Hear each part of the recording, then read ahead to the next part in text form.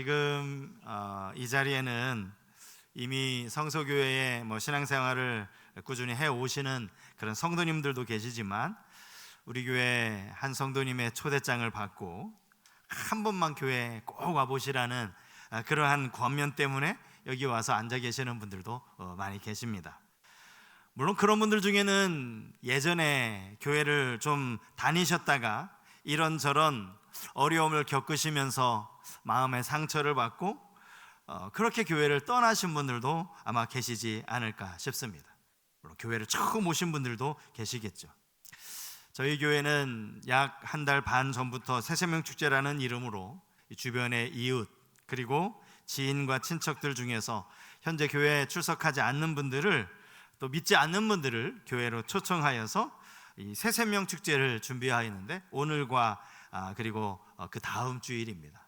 참 오늘 9시 예배까지만 해도 자막이 아무 문제 없이 나왔는데, 참 이게 좀 당황스럽게 3부 예배를 딱 준비하고 있는데 이 자막 컴퓨터가 뭔가 좀 문제가 생겨서 이 뭔가 좀 이렇게 귀하게 우리가 기도로 준비하는 가운데 분명히 방해가 있구나, 이런 생각을 하게 되었는데요. 그것과 상관없이 조금 불편하시더라도 오늘 말씀을 통해서 하나님이 깨닫게 하시는 그런 은혜가 있으면 좋겠습니다. 처음 오신 분들, 또 오랜만에 교회에 방문하신 분들을 위해서 어떤 말씀을 전해야 할까, 저도 사실 몇 주 동안 고민을 좀 많이 했습니다. 어찌 보면 이 시간 설교가 어려워서는 안 되고, 또 길어도 안 되고, 짧고 간결하게 쉽게 말씀을 전해야 함에도 불구하고 참 그게 또 쉽지 않더라고요. 그러면서 어제도 늦은 시간까지 고민을 하다가 그렇게 이제 말씀을 준비했는데요. 오늘 짧은 시간에 이 기독교의 그 진리를, 우리가 복음이라고 부르는 것을 다 설명을 제가 드릴 수는 없습니다. 그 중에서 아주 일부분이 되겠지만, 이 일부분이 오늘 들으시는 우리 모든 분들에게 잘 전달이 되어졌으면 좋겠습니다. 오늘 함께 읽은 이 말씀을 보시면 양과 목자에 대해서 주님이 비유하시는 그러한 말씀이 나옵니다. 주님이 직접 하신 말씀이고, 교회를 좀 다니셨던 분들 아마 예전에 많이 들었던, 너무나도 익숙한 그런 성경 구절이실 텐데요. 그럼에도 불구하고 우리에게는 약간 생소함이 있습니다. 왜냐하면 양이라는 이 동물 자체가 우리는 흔히 잘 볼 수 없기 때문이죠. 여러분, 최근에 양 보신 일 있으십니까? 저도 한번 생각해 봤는데요, 이게 언제적인지 잘 기억도 나지 않습니다. 아마 여름 휴가 때였던 것 같아요. 저 대관령에 가서 대관령 목장에 가니까 거기에 그렇게 양들이 많이 있더라고요. 그런 거 말고는 우리 주변에서 양을 보는 게 참 쉽지는 않습니다. 하지만 예수님 당시에 이스라엘은요, 워낙 산이나 언덕들이 많다 보니까 그 이스라엘 사람들의 대부분이 이 목축업을 주업으로 삼고 있었습니다. 어딜 가든지 그 들판에서 한가로이 풀을 뜯어먹는 양의 모습, 그 뒤를 멀찍이 따라가고 있는 그 목자의 모습을 너무너무나 흔하게 볼 수 있었던 것이죠. 그래서 이 말씀을 하실 때, 이 말씀을 듣고 있는 주변의 사람들은 예수님이 지금 무슨 말씀 하시는구나 라는 걸 너무나 분명하게 알아들었을 텐데, 오늘은 좀 문화 자체가 좀 생소하다 보니까 이 목자, 양, 이런 단어조차도 우리에게 좀 생소한 감은 있어요. 주님은 이 목자를 이야기하시면서, 목자들 중에는 마음씨가 좋고, 그래서 자기에게 맡겨진 그 양들을 책임감 있게 사랑으로 돌보는 이런 좋은 목자가 있는가 하면, 그렇지 않고 그저 하루하루 받는 그 품삯을 위해서 그렇게 일하는 목자들도 있다, 이렇게 말씀을 하셨어요. 이게 사실은 그 당시에 목자들만의 문제는 아닐 겁니다. 오늘 이 시대에도 마찬가지죠. 이런 일들은 우리 주변에서도 흔히 볼 수 있습니다. 직장을 다니는 직장인들, 또 아니면 작은 가게에서 종업으로 일하는 사람들, 어떤 사람은 정말 회사를 사랑하는 마음, 나같이 부족한 사람이 이 좋은 회사에 이렇게 직장에서 취업을 해서 다닐 수 있는 게 얼마나 고맙고 감사한지 있는 힘껏 최선을 다해서 회사가 잘 되기를 위해서 그렇게 일하는 직원들이 있는가 하면요, 월급도 이거밖에 안 주고 내가 별로 이 회사 빨리 그만두고 다른 회사로 옮겨가야 될 텐데 이런 마음에 그냥 내가 받는 월급만큼 이 품삯만큼만 일해야지 이렇게 생각하는 그런 직원들도 있을 거란 말이죠. 그래서 오늘 이 시대에도 여전히 이런 사꾼 목자, 성경의 표현을 빌리자면 사꾼 목자나 또 선한 목자가 있기 마련이라는 거예요. 이 사꾼이 누가 사꾼이냐? 오늘 성경에 보니까 이 사꾼은 이리가 나타나면 양을 버리고 도망간다, 이렇게 말씀을 하고 있습니다. 쉽게 말하면 저 양을 돌보는 것보다 내 목숨이 더 중요한 거죠. 맹수가 양을 공격하려고 하면 사실 목자를 공격하려는 것이 아니라 양을 물어가려는 것인데 질의 겁을 먹고 그냥 자기 목숨 살아보려고 도망가는 거예요. 양은 몇 마리를 물어가든 양이 어떻게 되든 전혀 관심도 없는 바로 그가 사꾼이라고 할 수 있다는 겁니다. 그런데 선한 목자는 그렇지 않습니다. 선한 목자는 양들을 위하여 목숨을 버릴 뿐만 아니라 오늘 본문에 보니까 선한 목자는 양들을 안다, 이렇게 말씀을 하셨어요. 참 이것도 조금은 생소하죠. 여러분, 양들이, 그 풀을 뜯고 있는 양들이 숫자가 얼마나 많습니까? 그 많은 양들 중에 자기 양을 안다라는 거예요. 심지어 오늘 본문의 바로 앞에 보면 목자는 양들의 이름을 부르는데 각각 부른다, 이렇게 성경이 말씀하고 있어요. 양의 이름을 각각 부른대요. 양하고 목자하고 서로 이름 지어주느라고 서로 상의한 건 아니겠죠. 목자가 가만히 보니까 양의 생김새에 따라서 양의 점이 있고 얼룩이 있고 이런 것을 가지고 목자가 나름대로 이름을 지은 것 아니겠어요? 그런데 그 양의 이름을 부른다는 거예요. 그러면 양이 그 목자의 음성을 알아듣는다는 거예요.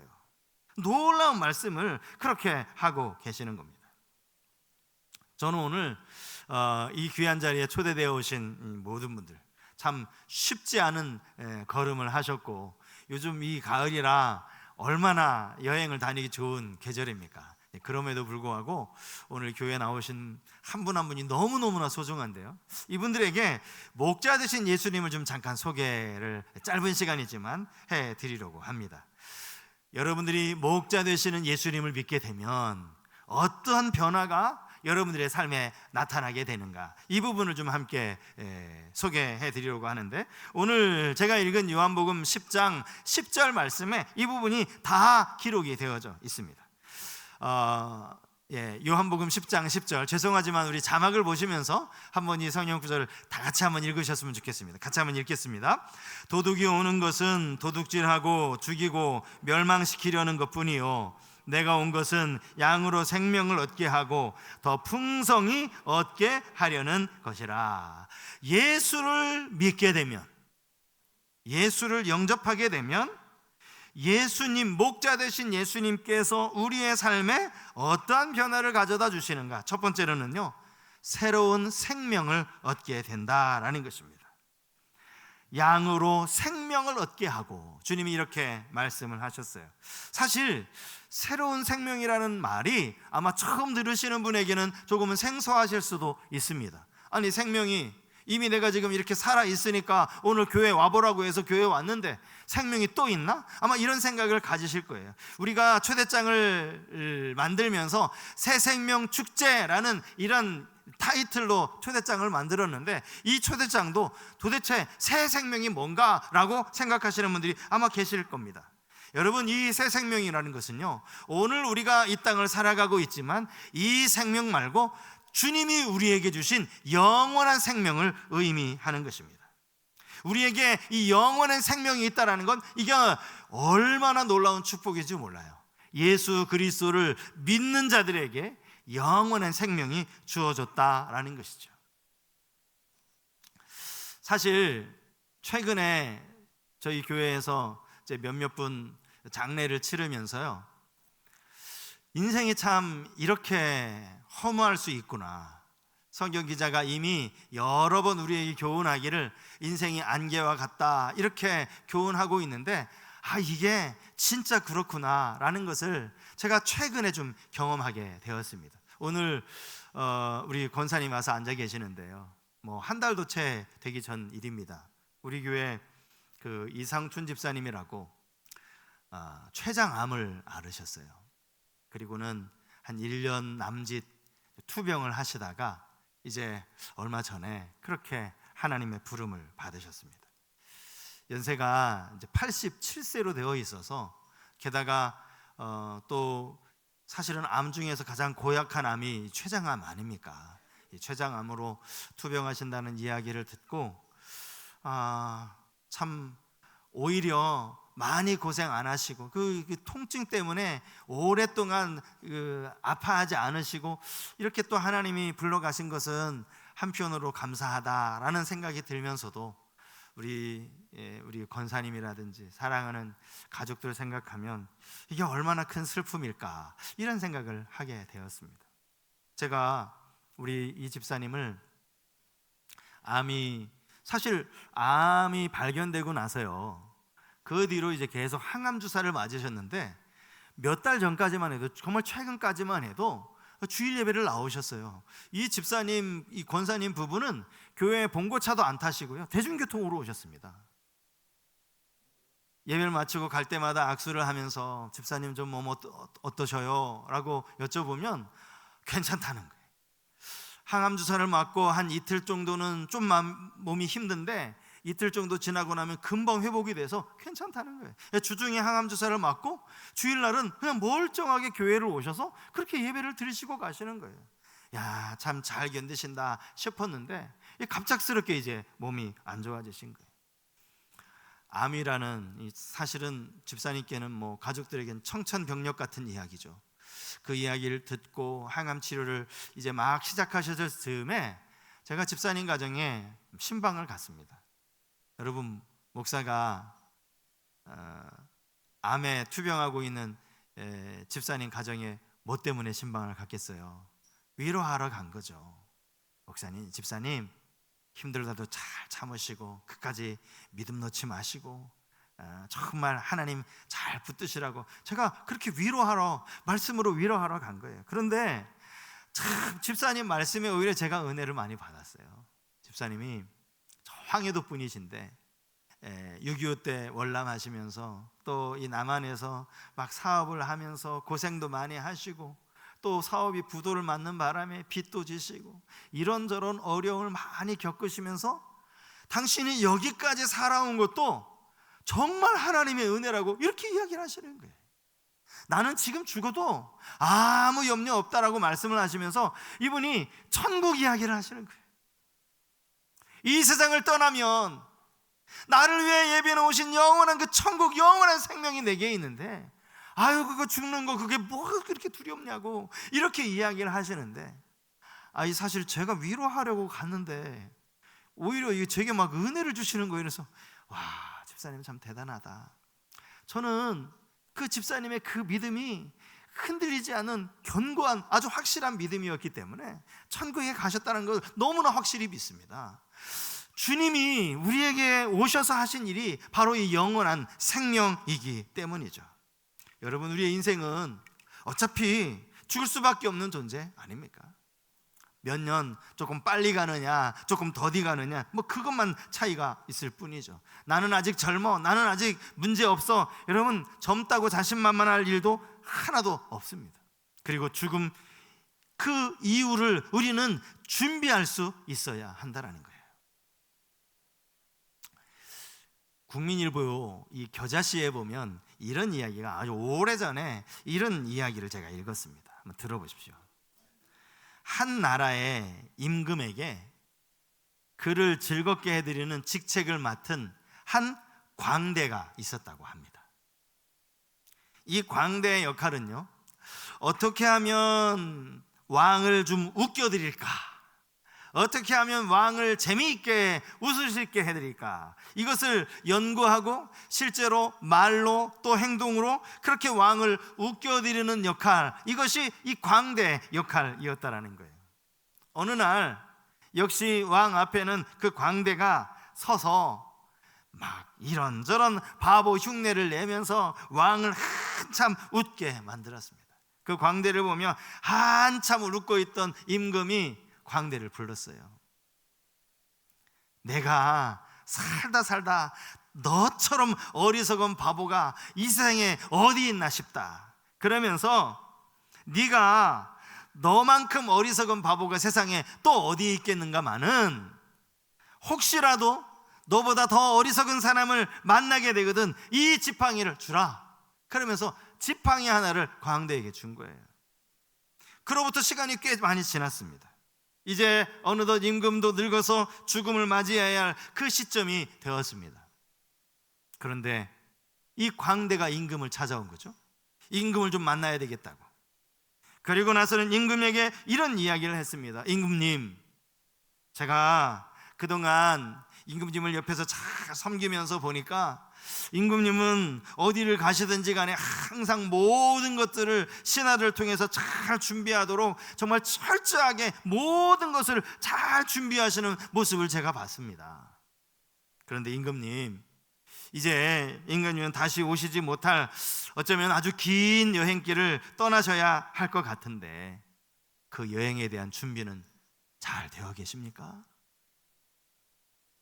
그 이야기를 들은 임금이 가만히 생각을 하더니요, 힘없이 이렇게 말했답니다. 아니, 아무런 준비도 하지 못했네. 그 말을 듣자 이 광대가 낯익은 지팡이 하나를 꺼냈어요. 임금이 자기에게 준 지팡이죠. 너보다 더 어리석은 사람이 있으면 이 지팡이를 건네주라고 말했던 그 지팡이에요. 그 지팡이를 임금에게 드리면서 이렇게 말했다는 거예요.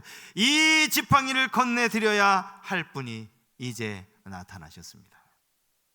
임금이야말로 저보다 훨씬 어리석으십니다. 여러분, 우리가 이 땅을 살아가면서도요, 짧게 어디 2박 3일 여행을 가는 것도 준비할 게 얼마나 많습니까? 챙길 게 얼마나 많아요? 이것도 저것도 체크리스트를 가지고 열심히 준비하면서, 그래서 하나라도 빠뜨리지 않으려고 그렇게 준비하는데, 여러분, 우리가 죽음 이후에 대해서 준비하지 않으면 죽음 이후에 우리의 삶이 어떻게 되겠습니까? 주님은 예수를 믿는 자들에게 영원한 생명을 주시겠다라고 성경에 분명히 약속하고 계십니다. 심지어 우리 주님께서는 이 생명을 주시려고 당신의 생명을 우리 위에 내어주셨어요. 십자가에 내어주신 분이십니다. 오늘 15절 맨 마지막 문장이 이렇게 되어 있죠. 나는 양을 위하여 목숨을 버리노라. 어떤 선한 목자가 자기가 치는 양을 위해 목숨을 버리는 목자가 어디 있겠습니까? 바로 우리 주님께서 십자가에서 우리를 구원하시려고, 우리에게 영원의 생명을 주시려고 당신의 목숨을 내어주셨다라는 사실이죠. 그래서 예수를 믿는 자들에게는 이제 영원한 생명이 주어졌습니다. 요한복음 5장 24절 말씀에 이렇게 기록이 되어져 있어요. 내가 진실로 진실로 너희에게 이르노니 내 말을 듣고 또 나 보내신 이를 믿는 자는 영생을 얻었고 심판에 이르지 아니하나니 사망에서 생명으로 옮겼느니라. 모든 사람은 죽는다고 분명히 말씀을 드렸어요. 이 죽음을 피할 수 없습니다. 그리고 성경에는 그 죽음 이후에는 반드시 심판이 있다라고 말씀하고 있습니다. 그럼 주님 뭐라고 말씀하세요? 영생을 얻었을 뿐만 아니라 심판에 이르지 않을 것이다. 이 영원한 생명, 예수 그리스도를 통해서 우리에게 주어진 것입니다. 이 생명을 누리는 우리 모든 초대되어 오신 우리 분들, 또 우리 성도님들 다 되실 수 있기를 축복합니다. 이렇게만 말씀을 드리면 믿음이 없는 분들에게는 이 부분이 어쩌면 잘 와닿지 않을 수도 있어요. 가끔 전도하다 보면요, 이런 분들 계시죠. 아이고, 내가 지금 이 세상 살아가는 것도 복잡해 죽겠는데 이 세상을 살아가는 동안에도 생각할 게 이렇게 많은데 무슨 죽음 이후를 생각하느냐고, 그거 생각할 내가 시간적 여유가 없다라고 이렇게 말씀하시는 분들도 참 많이 계십니다. 사실 우리가 그렇게 살다가 순식간에 죽음을 맞이하면 그래서 후회하는 것 아닙니까? 오늘 주님 말씀하신 이 말씀을 가만히 보면요, 우리에게 정말 중요한 것이 영원한 생명이지만 그것 말고 주님이 또 하나 약속하신 복이 있어요. 또 하나. 그게 뭐냐 하면 오늘 본문에 더 풍성히 얻는 복이다, 이렇게 말씀을 하고 있습니다. 더 풍성히 얻어요. 영원한 생명도 중요하지만 주님이 우리에게 영원한 생명을 주셨다고 해서 그러니 너는 이 세상에서는 좀 힘들게 살아도 괜찮아, 이 세상에서는 좀 고생 좀 해도 돼, 이 세상에서는 그 고난 슬픔 다 이겨내, 주님 그렇게 말씀하시지 않아요. 주님은 우리에게 이 세상의 삶에서도 더 풍성한 것을 약속하고 계신다는 사실이죠. 그렇다고 해서 뭐 예수 믿는 사람은 걱정, 근심, 모든 고난이 없느냐, 그건 아니에요. 오늘 주님이 이 더 풍성히 주시는 것은요, 우리의 심령에 관한 것입니다. 자, 저는 주님이 우리에게 주시는 그 풍성한 것들이 여러 가지 많이 있지만 그 중에 두 가지만 간략하게 말씀을 드리려고 하는데, 그 중에 첫 번째가요, 우리의 마음의 평안이라는 거예요. 평안. 마음의 평안을 주시는 분이 바로 우리 주님이시니, 이 풍성한 것 안에 이 평안이 들어있다는 거죠. 현대인들에게 가장 무서운 병이 스트레스라고 이야기하지 않습니까? 모든 병의 원인이 스트레스라고 합니다. 어떤 분은 계속 편두통이 와요. 머리가 계속 지끈지끈 아파요. 또 어떤 분은 과식을 하지도 않았는데 계속 조금 음식만 들어가면 속이 더부룩하고 소화가 잘 되지 않아요. 어떤 분은 잠자리에 누우면 도대체 밤새도록 잠을 이루지 못합니다. 원인이 뭘까? 그래서 큰 병원에 가서 모든 검사를 다 받아보는데 검사는 원인이 없음이에요. 원인 불명이에요. 그러면 의사가 내리는 진단이 뭐죠, 여러분? 간단하죠. 이거요, 편두통, 스트레스성 편두통이에요. 당신 스트레스성 소화불량에 걸리신 겁니다. 스트레스성 불면증에 걸리신 겁니다. 의사도 사실은 막막하죠. 뭐 명확하게 무슨 사진에 뭐 어디 잘못된 데가 나와야지. 모든 병의 원인이 스트레스라는 거예요. 이 스트레스가 어디서 나옵니까? 우리의 삶의 고민과 염려와 두려움과 여기에서 나오는 것 아닙니까?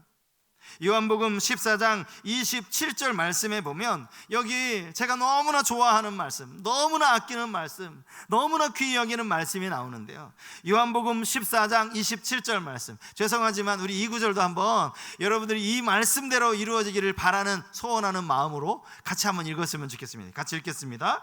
평안을 너희에게 끼치노니 곧 나의 평안을 너희에게 주노라. 내가 너희에게 주는 것은 세상이 주는 것과 같지 아니하니라. 너희는 마음에 근심하지도 말고 두려워하지도 말라. 여러분, 이게 2000년 전에 주님이 하신 말씀이에요. 오늘 우리가 살아가고 있는 이 복잡한 시대에만, 이 현대를 살아가는 사람들에게만 염려, 걱정, 불안 있을 줄 알았는데, 저 2000년 전에도 사람들이 늘 근심하고 늘 두려워하고 늘 염려하며 살았다라는 거죠. 주님이 그들에게 평안을 약속하시는 거예요. 내가 너희에게 주는 평안은 세상이 주는 평안과 같지 않다라는 것입니다. 주님 앞에 모든 짐을 맡길 때 주님이 주시는 평안, 더 풍성한 것, 이 평안을 누리며 살 수 있는 줄 믿습니다. 평안을 누리며 사시는 성도님들 되시기 바랍니다. 마지막 또 하나는요, 저는 기쁨이지 않을까 싶어요. 기쁨. 내게 주어진 상황과 상관없이 누리는 기쁨이요. 여러분, 우리의 삶에 기쁜 일이 있어요. 종종 기쁜 일을 만납니다. 기뻐합니다. 그런데 가만히 보면 그 기쁨은 항상 원인이 있습니다. 오늘 아침에 뭐 때문에 그렇게 웃습니까? 그러면 내가 지금 웃고 있는 이유가 있어요. 원인이 있어요. 오늘 아침에 좋은 일이 있었다라든지 자녀에게서 좋은 또 일이 있었다라든지, 요즘처럼 이 수능을 준비하고 있는 그 부모님들이 얼마나 스트레스를 받아요. 수시를 준비했는데 수시에 합격했다라는 소식이 들렸다라든지, 또 직장을 놓고 기도하는데 좋은 직장에 취업이 됐다라는 소식을 들으면 기쁘죠. 그래서 기뻐할 수 있습니다. 그런데 여러분, 이런 기쁨은요, 그 상황이 만들어주는 기쁨은 일시적일 수밖에 없어요. 주님이 오늘 말씀하시는 이 기쁨은 우리의 내면에서부터 오는 기쁨이에요. 바라기는 여러분들 모두에게 이 기쁨이 있기를 축복합니다. 예수 믿는 자에게 주어주시는 이 기쁨. 제가 말씀을 준비하면서 저 자신을 돌아봤어요. 나에게는 정말 이 기쁨이 있나? 물론 예수를 믿는 사람도 때로는 슬픈 일이 있고 때로는 어렵고 낙심되는 일이 있으면 잠시 슬퍼할 수 있어요. 그죠? 낙심할 수 있습니다. 아파할 수 있습니다. 제가 말씀드리는 오늘 성경이 말씀하시는 이 기쁨은요, 우리 내면 깊은 곳에서 흔들리지 않는 기쁨이에요. 잠시 내게 주어진 어떤 어렵고 힘든 상황 때문에 때로는 우리 낙심하기도 합니다. 슬퍼하기도 합니다. 이것 때문에 화를 내기도 합니다. 그러나 그것이 지나고 나면 다시금 우리 중심에서 주님 주신 기쁨이 우리 안에 이렇게 차오르는 거예요. 여러분 모두 안에 이런 변하지 않는 기쁨이 있게 되기를 축복합니다. 본질적인 기쁨, 이 기쁨을 누리며 살아가실 수 있기를 바랍니다. 예수 안에서 영원한 생명뿐만 아니라 우리 마음에 주시는 평안과 또 우리의 삶의 근본적인 기쁨, 사실 이것 말고도 제가 드릴 말씀이 참 많이 있는데요, 다음 주에 여러분 오늘 오신 분들 중에 다음 주에 또 3부 예배 오시면 제가 말씀드렸죠, 우리 중고등부 아이들이 무언극을 준비했는데 이 무언극을 통해서 여러분 많은 깨달음이 있지 않을까 싶어서 다음 주에도 한 번 더 오시면 더 좋을 것 같고요. 또 신앙생활을 하시면 이런 주님이 주시는 풍성한 것들을 더 많이 누리시게 될 줄로 믿습니다. 이런 것들을 누리며 살아가는 우리 모든 분들 다 되실 수 있기를 주님의 이름으로 축복합니다.